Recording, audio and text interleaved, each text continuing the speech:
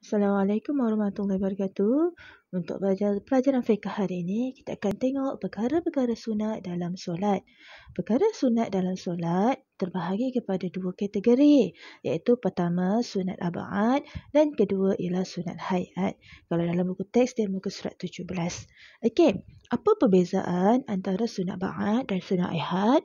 Sunat ab'ad ini jika ditinggalkan perlu diganti dengan sujud sahwi. Maknanya sebelum kita selesai solat, kita perlu melakukan sujud sahwi untuk menggantikan sunat ab'ad yang telah ditinggalkan. Manakala untuk sunat hayat, tidak perlu diganti dengan apa-apa. Okey, kita tengok dekat sini sunat ab'ad ada 6. Iaitu yang pertama duduk tahiyat awal. Kedua, membaca tahiyat awal. Yang ketiga, membaca selawat ke atas Nabi SAW dalam tahiyat awal. Seterusnya, membaca selawat ke atas keluarga Nabi SAW dalam tahiyat akhir. Membaca doa kunut dan berdiri membaca doa kunut. Okey, daripada 6 ini, sekiranya awak tertinggal dalam solat, hendaklah diganti dengan sujud sahwi. Okey, mungkin ada yang kata, macam mana Ustazah, saya terlupa nak ganti dengan sujud sahwi juga. Lepas sembahyang saya terus habis sembahyang. Boleh. Solatnya tidak batal. Sebab ini namanya sunat. Sebab perkara sunat ini adalah bila dilakukan dapat pahala, bila ditinggalkan tidak dapat apa-apa. Tapi seelok-eloknya diganti dengan sujud sahwi. Berkenaan sujud sahwi kita akan belajar kemudian. Okey. Itu sunat ab'ad. Jadi kalau awak tengok dekat sini ada 6. 6 separuh daripada 6 ini makna 4 yang pertama ni, bukan 4, 3 yang pertama ini dalam tahiyat awal sahaja. Seterusnya ada daripada 1 daripada dalam tahiyat akhir. Yang lain daripada itu ialah membaca doa kunut dan berdiri ketika membaca doa kunut. Okey, itu adalah sunat ab'ad. Okey, untuk sunat hayat, kalau kita tengok dalam buku muka surat 18, kita akan tengok ada 15 sunat hayat. Kalau kita akan tengok, kata, ya Allah banyaknya sunat ni. Sebenarnya memang nampak banyak, tapi sebenarnya kita dah buat pun 15-15 kebanyakannya. Tak adalah 15-15 tu. Kebanyakannya kita dah buat. Okey, kalau sunat hayat ni, yang pertama kita tengok adalah mengangkat tangan ketika takbiratul ihram. Mengangkat tangan ketika takbiratul ihram, untuk yang lelaki, tangannya di sini, di sebelah telinga. Tak nampak telinga Ustazah, tapi bolehlah ni. Dekat sini kita akan angkat tangan untuk yang lelaki. Manakala yang perempuan, tangan di bawah sini, kita akan angkat takbir. Allahu Akbar. Ini adalah sunat. Katalah kita nak main-main dekat rumah, bergaduh dengan adik semua kan. Tangan kita ni kejam. Tak boleh nak bengkok. Tak boleh, hanya boleh lurus sahaja. Jadi, kita sembahyang kita tangan kat bawah. Kita pun Allahu Akbar. Boleh tak? Boleh. Sebab ini adalah sunat.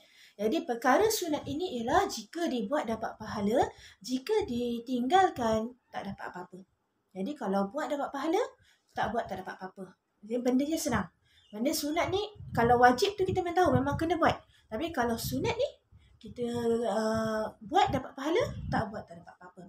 Okey, itu yang pertama untuk sunat hayat. Yang kedua dalam sunat hayat ialah meletakkan tapak tangan kanan di atas tangan kiri, memegangnya dan meletakkannya di atas dada. Ini bila kita angkat takbir tu Allahu Akbar, tangan kanan ni di atas tangan kiri. Maksudnya tangan kiri belah bawah, tangan kanan atas. Di antara dada dan juga pusat. Dekat sini. Kita kena letak sini. Awak nak letak sini ke, letak sini ke, ikut awak ni letak sini. Senang selesanya dekat sini. Jadi dekat sini, kalau kata kita tak nak buat, tak nak Ustazah, saya tak nak buat. Boleh. Cumanya tak dapat pahala sunat. Solat tak batal. Cumanya dekat sini, awak tak dapat pahala sunat. Sebab kita nak dapat pahala sunat dalam sembahyang sangat mudah. 15 ni semua kita dah buat sebenarnya. Jadi, kalau kita angkat takbir, Allah, sini dah satu pahala sunat. Kemudian satu lagi kat sini, satu lagi perkara sunat. Pahala sunat. Kemudian setelah itu kita membaca doa iftitah. Doa iftitah, ingat tak? Kalau dalam buku kita tengok doa iftitah tu muka surat 22. Dalam muka surat 22 ada doa iftitah. Maknanya kalau dapat tengok kat sini, doa iftitah dekat situ. Kalau ada buku, tengok dalam buku. Okey. Jadi dah membaca doa iftitah juga adalah sunat. Kalau terlupa baca, solat awak tidak batal. Okey. Seterusnya, membaca lafaz ta'awuz. A'udzubillahi minasyaitanirrajim sebelum membaca Al-Fatihah. Maknanya sebelum awak dah angkat tangan, Allahu Akbar, tangan dekat sini. Baca doa iftitah. Lepas tu baca a'udzubillahi minasyaitanirrajim. Itu dah 4 kali dah. Perkara sunat awak dah buat. Baca a'udzubillahi minasyaitanirrajim, kemudian awak baca Al-Fatihah. Al-Fatihah tu wajib. A'udzubillah tu sunat. Selepas Al-Fatihah awak baca waladdallin. Amin. Amin tu juga adalah salah satu daripada sunat hayat. Jadi salah satu daripada sunat hayat. Jadi boleh dibaca ataupun boleh ditinggalkan. Kalau dibaca awak dapat pahala. Kalau ditinggalkan pun tak apa. Solatnya tidak batal. Baiklah, kita tengok dalam buku tu. Yang nombor 5, nombor 6. Menguatkan bacaan surah Al-Fatihah. Iaitu pada 2 rakaat yang pertama. Solat subuh, maghrib dan isyak. Maknanya untuk solat yang pada waktu malam ataupun waktu subuh tu waktu sebelum siang lah. Sebelum ini waktu subuh, waktu maghrib, waktu isyak, awak baca surah Al-Fatihah tu kuat pada 2 rakaat yang pertama. Untuk zuhur dan asar tak perlu. Zuhur asar kita baca pelan-pelan saja. Melainkan kalau dekat sekolah tu kita baca kuat-kuat sebab kita nak bagi kita nak belajar. Tapi kalau kita sebenarnya sembahyang sendiri, untuk kita sunat menguatkan bacaan adalah 2 rakaat pertama dalam solat subuh, maghrib dan juga isyak. Solat zuhur dan asar tak perlu. Okey. Dan seterusnya, membaca ayat daripada Al-Quran selepas Al-Fatihah pada rakaat pertama dan kedua. Membaca ayat. Maknanya selepas Al-Fatihah tu awak bacalah sebarang surah. Dapat surah panjang lagi bagi. Tak dapat panjang awak cuma hafal, ustazah saya cuma hafal Qul huwallah pun boleh. Selagi dia adalah ayat Al-Quran. Kalau ayat Al-Quran awak baca lepas Al-Fatihah tu boleh.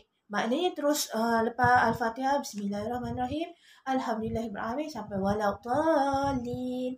Amin. Kemudian awak pun baca surah bismillahirrahmanirrahim. Wal 'ashr innal insana lafi khusr sampai habis pun boleh. Yang penting kena ayat Al-Quran. Kalau awak baca selain daripada ayat Al-Quran, solat awak automatik batal. Faham ya? Dia kena ayat Al-Quran. Kalau bukan ayat Al-Quran, contohnya lepas waladdallin amin, awak pun baca tala'al badru alaina, tak boleh. Itu bukan ayat Al-Quran. Itu nasyid. Jadi kalau nasyid, batal. Kalau nak dapat perkara sunat, nak dapat pahala sunat, bacalah ayat Al-Quran. Kalau dapat panjang pun baik, dapat pendek pun baik. Maknanya yang panjang banyak sikit lah pahalanya. Tapi kalau kata hanya dapat surah-surah pendek pun tak apa. Tak ada masalah. Okey. Kemudiannya daripada itu kita menyebut takbir Allahu Akbar pada pertukaran rukun. Yang ini, katalah lepas habis di surah awak baca Al-Fatihah, awak baca surah, kemudian awak nak rukuk, Allahu Akbar, awak rukuk. Kemudian bangun, Sami Allah liman hamidah. Nak sujud lagi, Allahu Akbar, awak sebut Allahu Akbar, itu adalah sunat. Ingat ya, kalau Allahu Akbar yang pertama, yang takbiratul ihram yang awak nak mulakan solat itu wajib. Tapi untuk antara rukun, maknanya daripada awak berdiri tu nak pada rukuk, awak angkat takbir Allahu Akbar, yang itu sunat. Kalau yang mula-mula tu, yang kita nak mulakan solat lepas baca niat tu, itu wajib. Seterusnya dalam sunat hayat ialah membaca tasbih 3 kali ketika rukuk dan sujud. Okey, untuk bacaan tasbih ketika rukuk dan sujud, kalau tak ingat, kita tengok dalam buku teks, untuk bacaan ketika rukuk, Subhana Rabbil Azim wa bihamdi, muka surat 24. Terbaliklah pula kat sini. Okey. Dan juga bacaan sujud di sebelahnya, Subhana Rabbil A'la wa bihamdi, muka surat 25. Okey ya. Jadi bacaan tasbih ketika sujud dan juga rukuk ini adalah sunat. Kalau kata awak rukuk dalam keadaan senyap sunyi sebab terlupa, contohnya lah awak baru belajar sembahyang, lepas tu awak terlupa, Awak senyap aja. Solatnya tak batal ya. Sebab bacaan dalam sujud dan juga bacaan ketika rukuk adalah sunat hayat. Sunat ini tadi kalau kita buat dapat pahala, kalau ditinggalkan tak dapat apa-apa. Maknanya tapi solatnya tidak batal sebab ini adalah perkara sunat. Yang wajib tu perbuatan. Maknanya awak sujud tu, awak rukuk tu, itu wajib. Itu rukun solat. Tapi untuk bacaan tasbih dia yang subhana rabbil azim wa bihamdi, subhana rabbil a'la wa bihamdi, yang itu bacaannya adalah sunat. Maknanya kalau kata awak tak ingat pun, awak nak semayang tapi tak ingat bacaannya. Saya tak hafal, saya dah hafal macam-macam tak ingat juga. Maknanya awak semayang, boleh awak semayang rukuk tu senyap aja, mulutnya senyap. Ataupun waktu sujud tu senyap, boleh. Solatnya tak batal. Tapi pahala sunat awak tak dapat. Okay? Itu adalah yang seterusnya. Dalam senarai sunat hayat ini lagi, ketika awak bangun daripada rukuk, kata awak dah rukuk, awak bangun, Sami Allahu liman hamidah, Rabbana lakal hamd. Bacaan yang itu, tasbih yang itu juga adalah sunat hayat. Ini kalau awak baca dapat pahala, tak baca tak dapat apa-apa, solatnya tetap sah. Dan seterusnya, membaca Rabbi fili warhamni wajburni warfa'ni wazubni wahdini wa'afini wa'fu anni ketika duduk antara dua sujud. Kalau tak pasti bacaannya, awak tengok dalam buku muka surat 26. Dalam muka surat 26 dia ada tunjuk gambar macam mana nak duduk antara dua sujud. Ada bacaannya. Yang ini boleh tengok. Ada kedudukan kaki dia bagaimana. Yang ini kita tengok dalam buku surat 26, bacaan untuk duduk antara dua sujud. Yang ini juga bacaannya adalah sunat. Kalau awak buat dapat pahala, tak buat tak dapat apa-apa. Yang seterusnya duduk iftirash ketika tahiyat awal dan duduk tawarruk ketika tahiyat akhir. Okey, duduk iftirash ketika tahiyat awal kita akan tengok dalam buku bagaimana duduknya. Okey, kalau awak tengok muka surat 32, duduk iftirash ni maknanya awak duduk, nampak tak? Okey. Kakinya di atas, awak duduk di atas kaki. Ini yang lelaki. Yang perempuan, dia tak tunjuk pula. Tapi yang lelaki begini. Maknanya awak punya punggung tu di atas kaki. Bukan di atas lantai. Itu namanya duduk iftirash. Untuk tahiyat awal.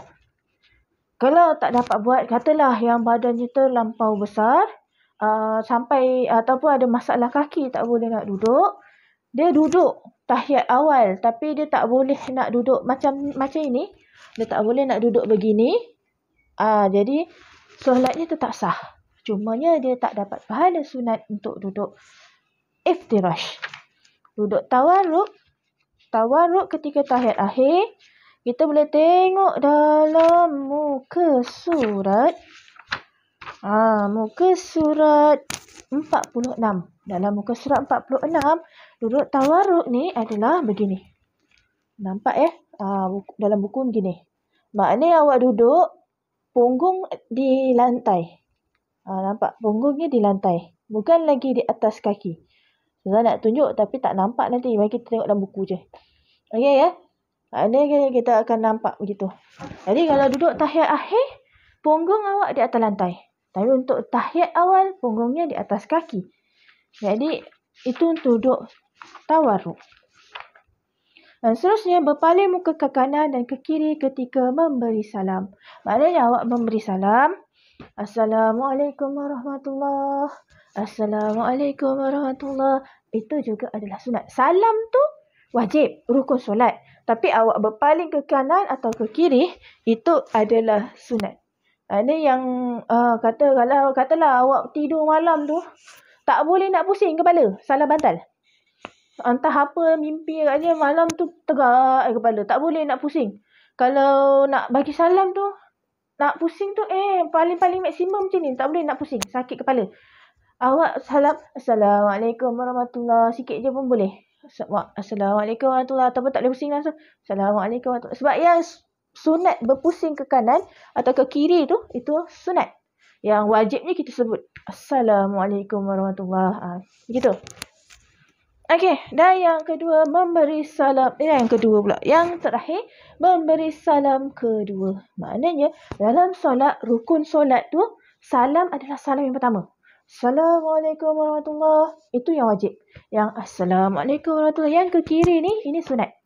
Ini kalau katalah awak buat Assalamualaikum warahmatullahi, lepas tu terus tiba-tiba pergi tempat lain, solat awak dah sah.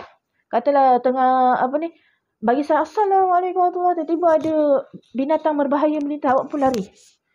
Masa tu solat awak dah sah. Dah settle dah solat. Salam yang kedua tu adalah salam yang sunat. Yang wajib yang pertama, Assalamualaikum warahmatullahi. Ini ke kanan kepala.